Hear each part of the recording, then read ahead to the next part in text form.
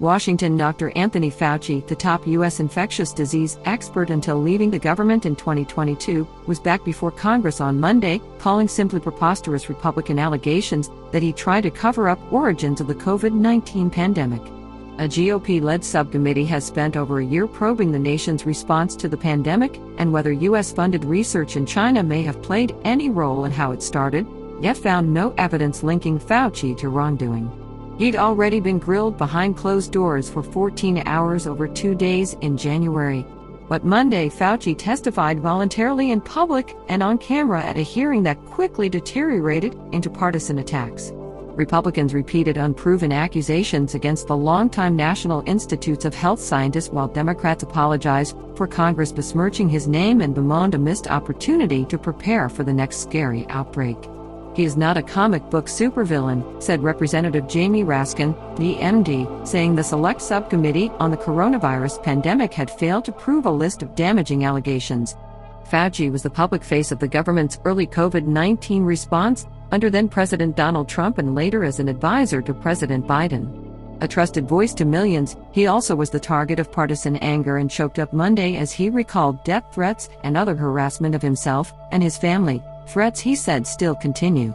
Police later escorted hecklers out of the hearing room. The main issue: many scientists believe the virus most likely emerged in nature and jumped from animals to people, probably at a wildlife market in Wuhan, the city in China where the outbreak began. There's no new scientific information supporting that the virus might instead have leaked from a laboratory. A U.S. intelligence analysis says there's insufficient evidence to prove either way, and a recent Associated Press investigation found the Chinese government froze critical efforts to trace the source of the virus in the first weeks of the outbreak. Fauci has long said publicly that he was open to both theories, but that there's more evidence supporting COVID-19's natural origins, the way other deadly viruses, including coronavirus cousins SARS and MERS, jumped into people. It was a position he repeated Monday as Republican lawmakers questioned if he worked behind the scenes to squelch the lab leak theory or even tried to influence intelligence agencies. I have repeatedly stated that I have a completely open mind to either possibility, and that if definitive evidence becomes available to validate or refute either theory, I will readily accept it, Fauci said. He later invoked a fictional secret agent, decrying a conspiracy theory that I was parachuting into the CIA like Jason Bourne, and told the CIA that they should really not be talking about a lab leak. Republicans also have accused Fauci of lying to Congress in denying that his agency funded gain-of-function research, the practicing of enhancing a virus in a lab to study its potential real-world impact, at a lab in Wuhan.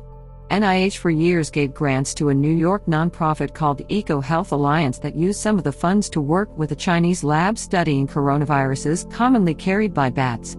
Last month, the government suspended EcoHealth's federal funding, citing its failure to properly monitor some of those experiments.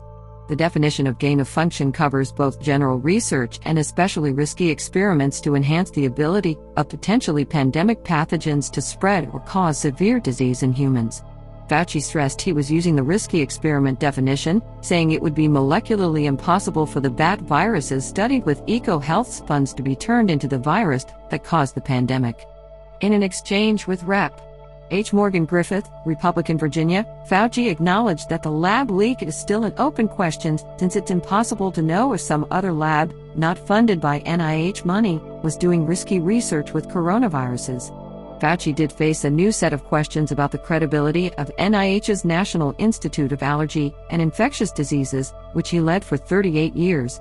Last month, the House panel revealed emails from a NIAID colleague about ways to evade public records laws, including by not discussing controversial pandemic issues in government email.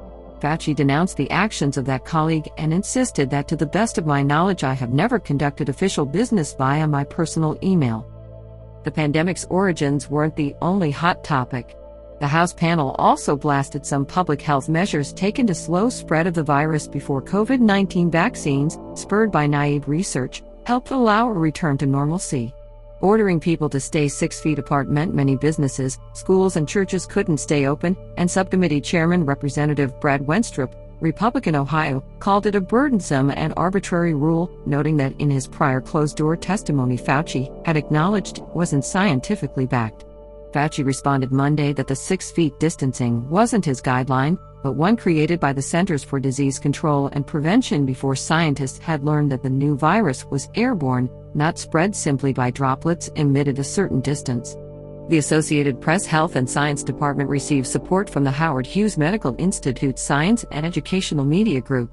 The AP is solely responsible for all content.